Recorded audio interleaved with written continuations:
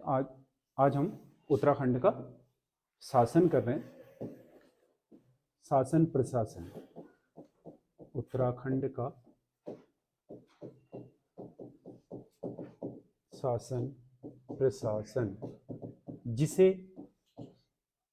हम क्या बोलते हैं? सरकार। किसी भी शासन प्रशासन को क्या बोलते हैं? सरकार। ठीक है, मतलब आप ये सोच लो कि जब हम सरकार की बात करते हैं तो हमारे दिमाग में क्या आता है? विधायिका,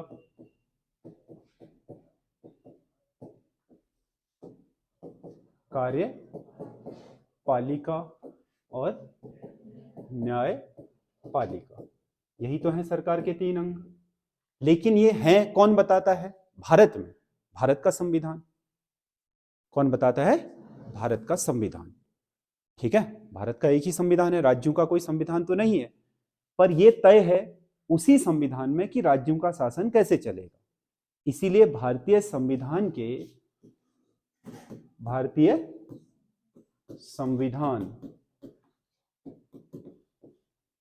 के भाग 6,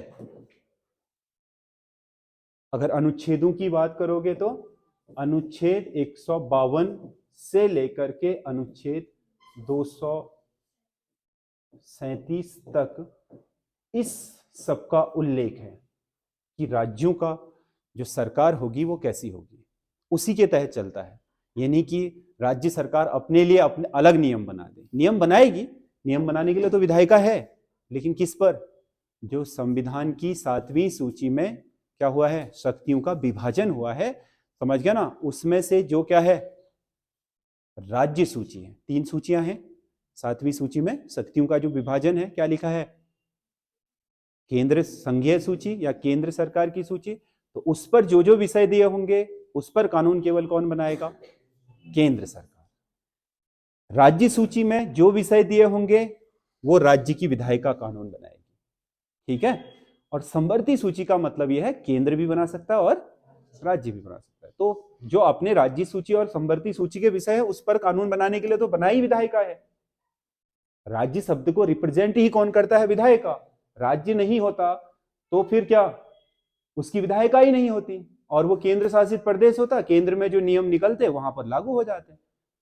दिल्ली और पौंडीचेरी को छोड़ दे भारत में, तो अन्य केंद्र शासित प्रदेशों का राज्य कैसे चलता है? सीधे केंद्र से। इसीलिए तो केंद्र शासित कहलाते हैं, जहां किसका शासन चल रहा हो? केंद्र का। तो आपका शासन कौन चलाता है? आपकी राज्य सरकार। तो राज्य सरकार बनेगी कैसे? 3 अंगों से मिलकर के बनेगी।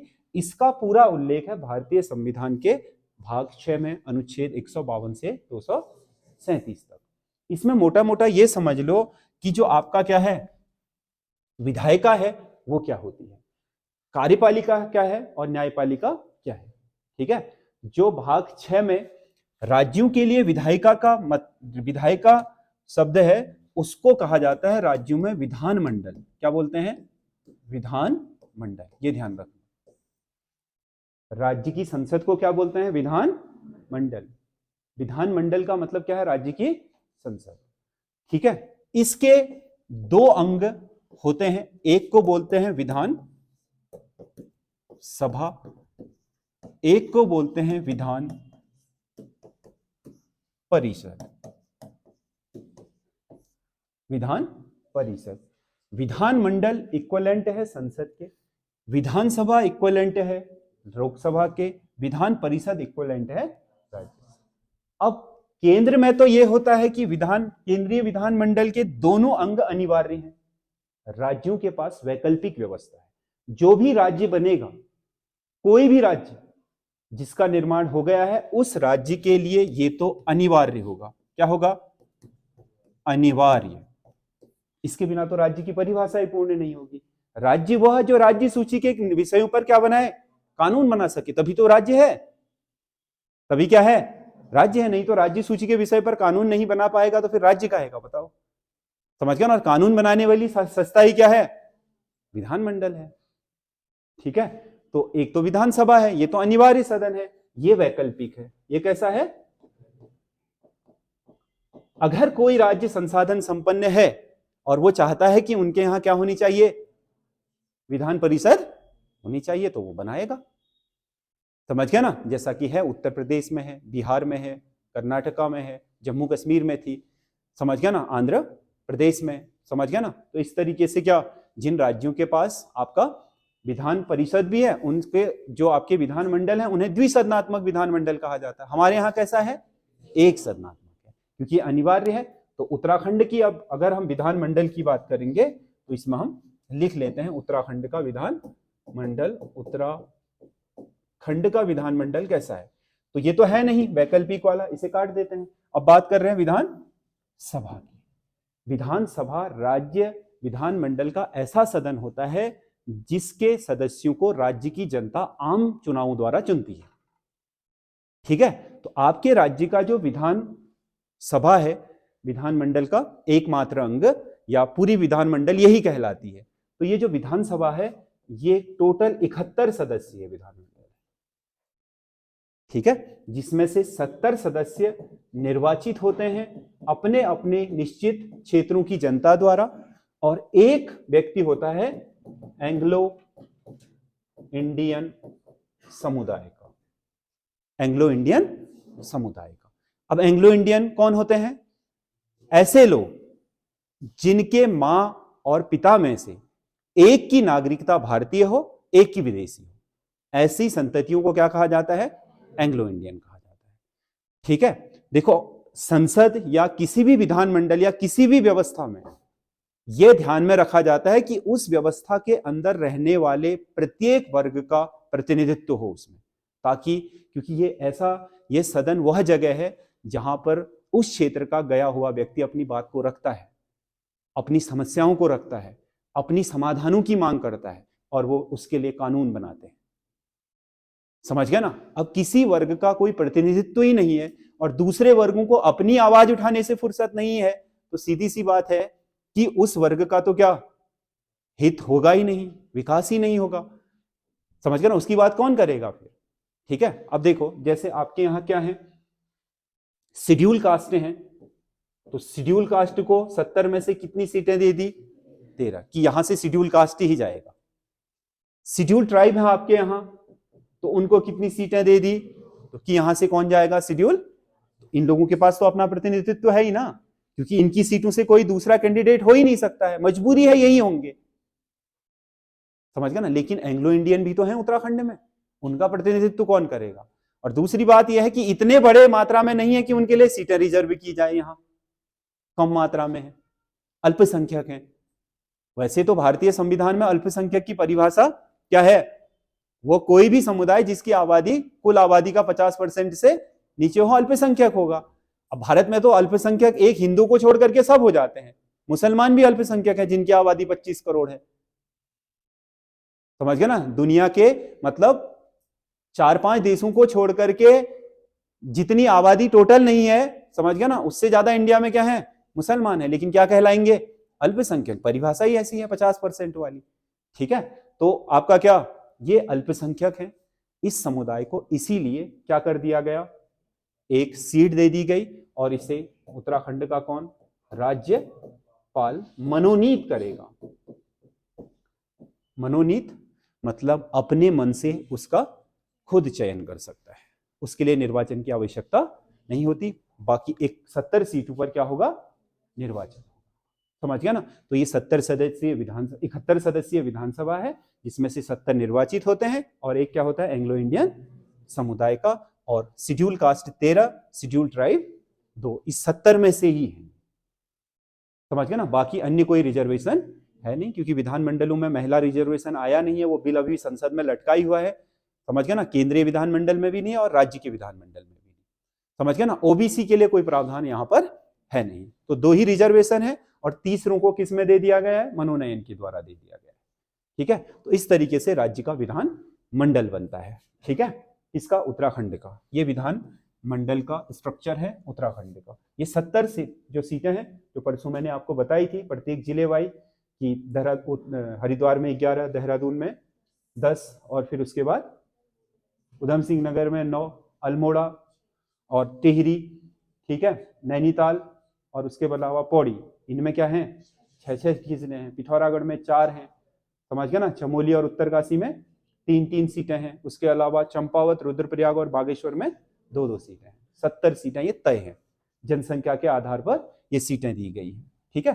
दूसरी चीज कि हमने इसकी बात तो कर ली, इनका काम क्या है ये भी समझ लो। जो विधान मंडल है, ठीक है, विधान मंडल जो आपका राज्य का विधान मंडल होता है, इनका काम है आपका 7वीं अनुसूची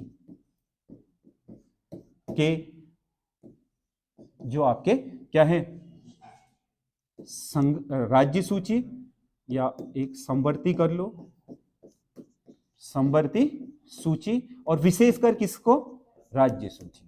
इन दोनों के विषय जो भी दिए गए हैं उन पर कानून बनाना, समझ गया ना, ताकि राज्य की व्यवस्था को एक संविधान, एक निश्चित नियम के अनुसार चलाया जा सके।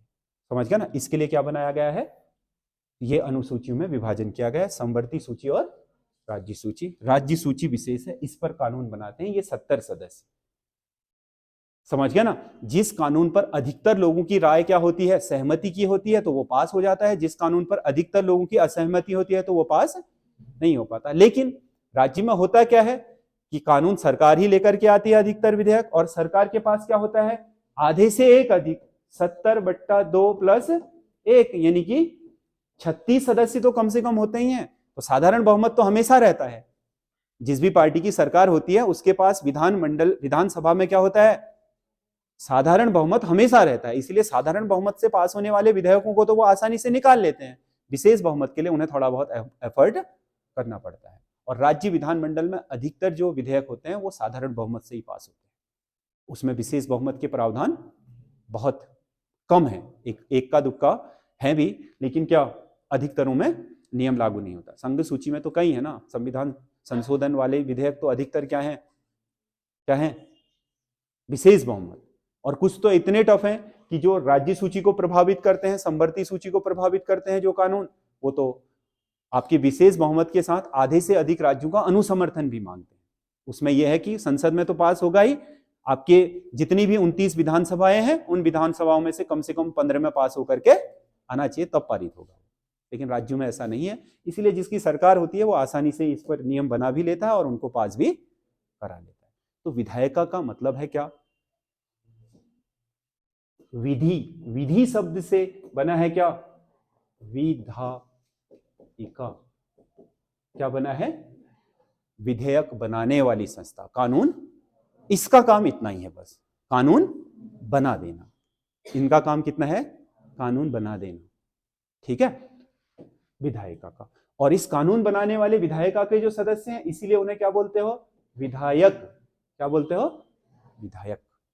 ठीक है, अब बात कर रहे हैं, ये समझ में आ गया विधायिका का काम क्या है, कानून बनाना। तो उत्तराखंड की विधानसभा का स्ट्रक्चर ऐसा है, यहां कानून ऐसे ही बनते हैं। जिसकी सरकार होती है उसके पास बहुमत होता है, वो कानून आसानी से बना लेता है, विपक्ष की खुशामद नहीं करनी पड़ती। ठीक है। दूसरा कार्यपालिका। दूसरा क्या है, कार्यपालिका के 2 अंग होते हैं। एक अस्थायी कार्यपालिका होती है और एक होती है स्थायी। पहले अस्थायी कार्यपालिका की बात करते हैं। कार्यपालिका का जो प्रमुख होता है वो होता है राज्यपाल। राज्य में राज्यपाल। उत्तराखंड में भी कौन होगा, राज्यपाल। अनुच्छेद 153, समझ गया ना। राज्यपाल कार्यपालिका का क्या होगा, प्रमुख।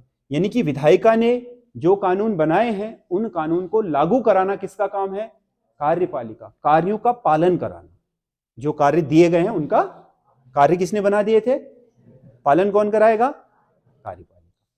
समझ गया ना। तो इनका कानून है, इनका काम है कानून को पारित। अब इसके नाम से कानून जाएगा, इसके नाम से कानून क्रियान्वित होगा। समझ गया ना। तो इसे मदद के लिए क्या चाहिए होंगे, मंत्री चाहिए होंगे। समझ गया ना। तो ये नियुक्त करेगा किसको, एक मंत्री परिषद को। ये नियुक्त करेगा एक मंत्री परिषद को। तो मंत्री परिषद प्लस कौन, राज्यपाल, मिलकर के क्या बन जाएगी, कार्य। अस्थायी इसलिए क्योंकि 5 ही साल के लिए चुनी जाती है अधिकतम। आपात स्थितियों में थोड़ा बहुत बढ़ सकता है, बट कार्यकाल कितना है, 5। और मंत्री परिषद का कार्यकाल तो अनिश्चित होता है, फिक्स 5 वो भी नहीं है, उससे पहले ही अगर क्या ये विधानसभा में अपना क्या बहुमत खो दे तो इनके विरुद्ध अविश्वास प्रस्ताव आ जाता है और इनकी सरकार गिर जाती है। ठीक है, तो इस तरीके से क्या क्या होता है, इस तरीके से आपका ये अस्थायी होती है। ठीक है, और राज्यपाल मंत्री परिषद कहां से चुनता है, वही 70 सदस्यों में से चुनेगा। जो अभी आपने कहां पढ़े थे, विधायिका में। तभी तो इसको संसदीय प्रणाली बोलते हैं, क्योंकि विधायिका इन्वॉल्व होती है किसमें, कार्यपालिका में। अध्यक्षात्मक सरकार में ऐसा नहीं होता है। जैसे अमेरिका है, वहां की जो सरकार है वो अलग है, विधायिका अलग है। वहां जो चलाने वाला है वो राष्ट्रपति है। राष्ट्रपति किसी को भी अपना मंत्री बना ले, उसके लिए विधान वहां की संसद का सदस्य होना अनिवार्य। लेकिन हमारे यहां होगा, देश में भी और प्रत्येक राज्य में भी, क्योंकि राज्यों में भाग 6 सभी में समान रूप से लागू होगा। ये नहीं कि उत्तराखंड में अलग चल रहा है, यूपी में, सभी राज्यों के लिए एक जैसी व्यवस्था है। समझ रहे हो? तो कुल मिलाकर के इसी में से आएंगे जो ये मंत्री आएंगे। अब ये मंत्री कौन होंगे, कौन तय करेगा, जिसके पास बहुमत होगा, यानी कि जिसने चुनाव के बाद आधे से अधिक सीटें जीत करके सदन में अपना बहुमत सिद्ध करा होगा, वो सरकार बनाएगा।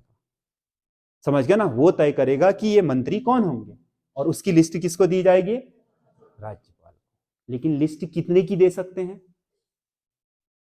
जनप्रतिनिधि अधिनियम 1951 संशोधित अधिनियम 2001 के तहत केवल राज्य के विधानसभा के 15% से अधिक सदस्य राज्य की मंत्री परिषद के सदस्य नहीं हो सकते।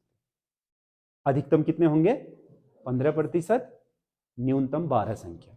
न्यूनतम कितनी, 12 कर सकते हैं। अब किसी का तो कम हो जाता है ना, जैसे गोवा 40 सदस्यीय विधानसभा है, वो तो 15 चक्को 60, 6 ही मंत्री होंगे वहां तो, लेकिन वो 12 बना सकते हैं, क्योंकि उनका 15% 12 से न्यूनतम है। इसीलिए अधिकतम कितना, 15। जैसे यूपी में 403 सदस्यीय विधानसभा है, तो उनका 15 तो 60 बैठता है, वहां 60 मंत्री हो सकते हैं, लेकिन 62 नहीं होंगे, 61 नहीं होंगे, अधिकतम 60। 49 रहे, 50 रहे, 40 रहे, 45 रहे, लेकिन 60 अधिकतम।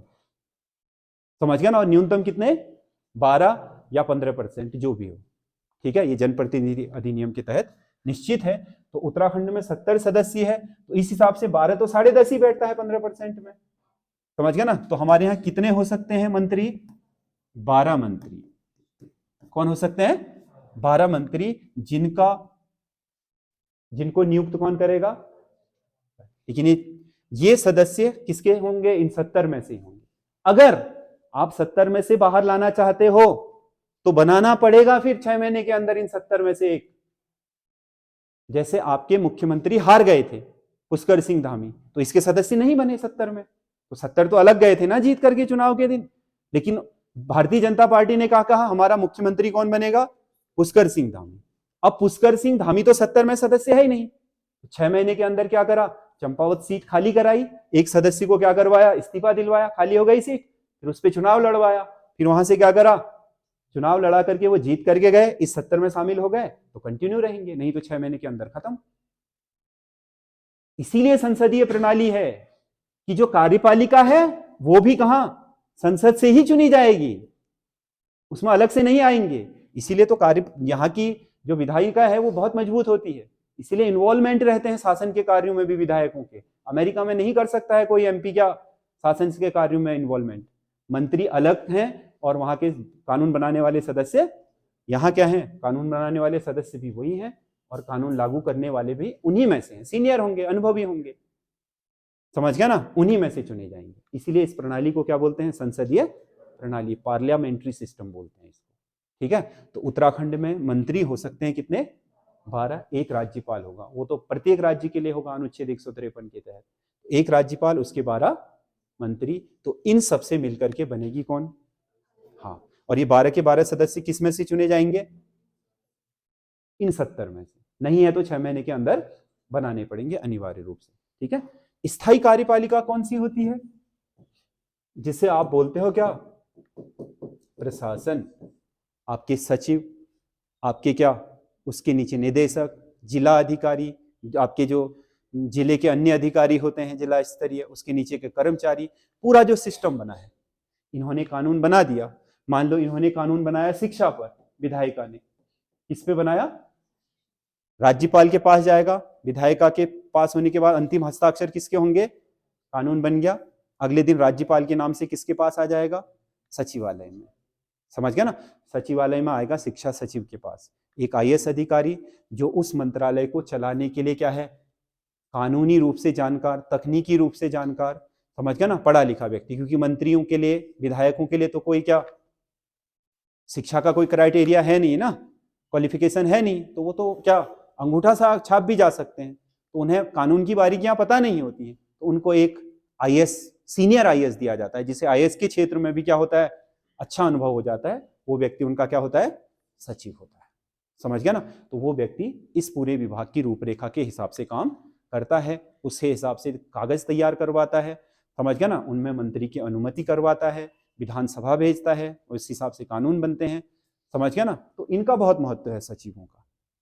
ठीक है, तो सचिवालय तो स्थायी है, यहाँ तो 60 साल के लिए आता है नौकरी में, वो नहीं होगा तो फिर दूसरा आएगा। ठीक है, चुनने जैसा कुछ नहीं, वहां योग्यता से पहुंचेगा आदमी, अपने बूते पर पहुंचेगा, जनता नहीं पहुंचाएगी इन लोगों को, सबको क्या जनता पहुंचाएगी। राज्यपाल का हालांकि नियुक्ति राष्ट्रपति कर सकता है, इसे भी जनता नहीं पहुंचाती, लेकिन मंत्री परिषद तो क्या विधायिका पर पहुंचेगी तभी मंत्री परिषद बनेगी, तो वो तो जनता के प्रतिनिधि है ना, ये जनता के प्रतिनिधि नहीं है, जनता के सेवक जरूर हैं, उन्हीं की सेवा के लिए हैं, इनको जो सैलरी मिल रही है वो जनसेवा के लिए मिल रही है। समझ गया ना, पर वो जनता चुन करके नहीं भेजती है, वो खुद की योग्यता के हिसाब से जाते हैं। तो राज्यपाल से कहाँ आया, शिक्षा मंत्री के पास आया, उसने शिक्षा सचिव को दिया, शिक्षा सचिव ने सारे जिलों में, अपने जितने भी जिले हैं प्रदेश के, सबके शिक्षा अधिकारियों को वो सर्कुलेट कर दिया। शिक्षा सचिव ने शिक्षा निदेशक को करा, शिक्षा निदेशक ने सभी जिलों में, सभी जिलों के जो आपके क्या होंगे, जिलों के जो जिले के शिक्षा अधिकारी होंगे वो अपने ब्लॉक वाले शिक्षा अधिकारियों को सर्कुलेट करेंगे, ब्लॉक वाले शिक्षा अधिकारी जितने भी उनके स्कूल होंगे उनके प्रिंसिपल या हेडमास्टरों को कर देंगे, हेडमास्टर अपने अपने स्कूल में लागू कर देंगे, खत्म हो गया। यही तो काम है व्यवस्था। ठीक है, तो उसे बोलते हैं स्थायी कार्यपालिका, जो प्रशासन चलाती है। ये तो शासन हो गया, ये क्या हो गया, प्रशासन। इन दोनों से मिलकर के सरकार बनती है। ठीक है, और इनने बनाने के दौरान कहीं जनता के हितों के साथ खिलवाड़ तो नहीं करा, समझ गया ना, और इनने लागू करने के दौरान कहीं पक्षपात तो नहीं करा, कहीं कानून को गलत तरीके से लागू तो नहीं करा। इसके लिए कौन है, न्यायपालिका। कौन है, न्यायपालिका। यानी कि इन कानूनों के या इनके लोगों के, इस व्यवस्था में रहने वाले लोगों के हितों के संरक्षण के लिए जो व्यवस्था है उसे क्या बोलते हैं, न्यायपालिका बोलते हैं। तो इन तीनों अंगों से मिलकर के किसी भी राज्य का शासन बनता है। ठीक है, तो उत्तराखंड में जो आपका क्या है, न्यायपालिका है, वो आपका उसके सर्वोच्च स्तर पर कौन है, उच्च न्यायालय, जिसे नैनीताल हाईकोर्ट बोलते हो। कितने नंबर का था, 20वां न्यायालय बना था। कितने होते हैं टोटल, 9 होते हैं, समझ गया ना, एक मुख्य न्यायाधीश और 8 अन्य न्यायाधीश। समझ गया ना, इस तरीके से न्यायपालिका बनती है। फिर इसके निचले स्तर पर जिला सत्र न्यायालय, मतलब आपके निचले स्तर तक जो आपके न्याय पंचायतें हैं वहां तक इनका एक फिर ढांचा बना हुआ है। डीएम को भी पावर दे रखी है, आपके एसडीएम को भी पावर दे रखी है न्यायपालिका ने, तहसीलदार को भी दे रखी है, नायब तहसीलदार को भी दे रखी है। वहां तक जो न्याय पंचायत स्तर है वहां तक आपका शक्तियों का क्या कर रखा है, हस्तांतरण कर रखा है कि इस स्तर तक के बात तुम सुन सकोगे, इस स्तर तक के बात तुम सुन सकोगे।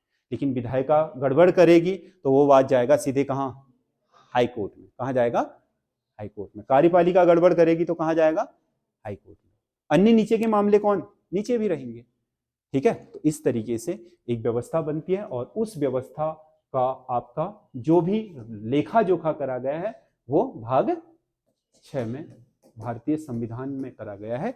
किसी भी राज्य का अपना कोई संविधान नहीं है, भारत का एक ही संविधान है, लिखित संविधान है, उसकी व्यवस्था के अनुसार सारे राज्य चलते हैं। हमारे राज्य भी उसी के अनुसार चलता है, बस सीटों का और क्या है, जो सीटों का जनसंख्या है उसका अंतर है, तो सीटों का भी अंतर है। समझ गया ना, तो विधायिका में आपकी सीटें अलग होंगी, यूपी की काम एक जैसे होंगे सबके। ठीक है, कार्यपालिका वहां की बड़ी होगी, आपकी थोड़ा छोटी होगी, क्योंकि यहां सीटें कम है तो कार्यपालिका सिमट जाएगी। समझ गया ना, लेकिन कार्यपालिका वैसी होगी, राज्यपाल प्लस मंत्री परिषद। ठीक है, वहां भी हाईकोर्ट यहाँ की तरह होगा, लेकिन बड़ा राज्य है तो हाईकोर्ट में जज ज्यादा होंगे। हमारे यहाँ छोटा राज्य है, वाद कम आते हैं, तो क्या कम जज होंगे। ठीक है, बस इतना अंतर है, चलता ऐसे ही है। ठीक है, तो ये है उत्तराखंड का क्या शासन। ठीक।